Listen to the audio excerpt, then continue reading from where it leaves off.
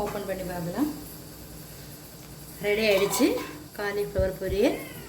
நீங்களும் கண்டிப்பாக ட்ரை பண்ணி பார்த்துட்டு எப்படி இருந்துச்சுன்னு கமெண்ட்டில் சொல்லுங்கள். மறக்காமல் ஃபுட்டி வித் வினு சேனலை சப்ஸ்கிரைப் பண்ணுங்கள், லைக் பண்ணுங்கள், கமெண்ட் பண்ணுங்கள், ஷேர் பண்ணுங்கள். சோப்பத்தில் கட் பண்ண முடியாத வச்சிடும். இதில் காலிஃப்ளவர் போட்டுக்கலாம்.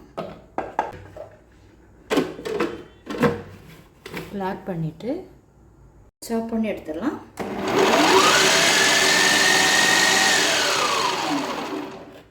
சாப் பண்ணியாச்சு.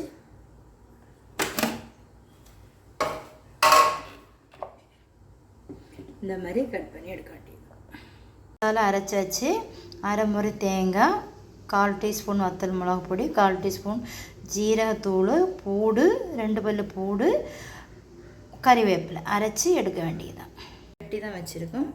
ஸ்டவ் ஆன் பண்ணிக்கலாம். கட்டி நல்லா ஹீட் ஆகிடுச்சு.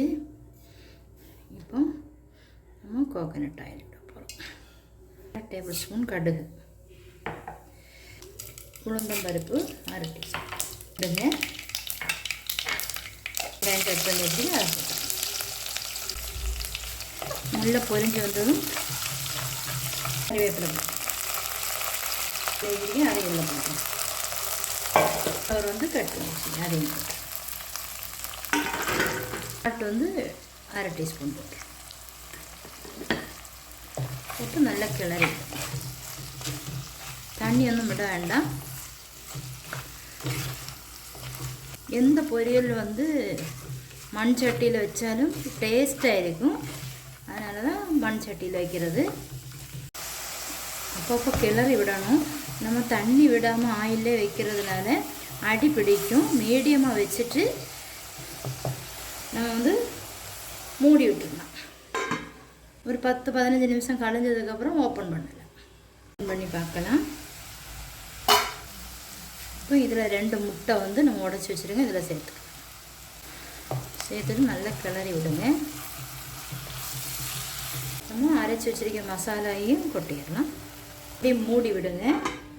மூடி வச்சு மீடியமாக வச்சுக்கிடுங்க. ஓப்பன் பண்ணி பார்க்கலாம்.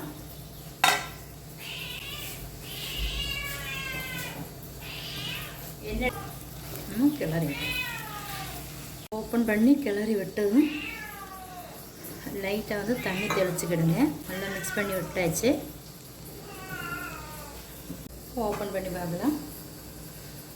ரெடி ஆகிடுச்சு காலிஃப்ளவர் பொரியல். நீங்களும் கண்டிப்பாக ட்ரை பண்ணி பார்த்துட்டு வித் வினு சேனலை சப்ஸ்கிரைப் பண்ணுங்கள், லைக் பண்ணுங்கள், கமெண்ட் பண்ணுங்கள், ஷேர் பண்ணுங்கள்.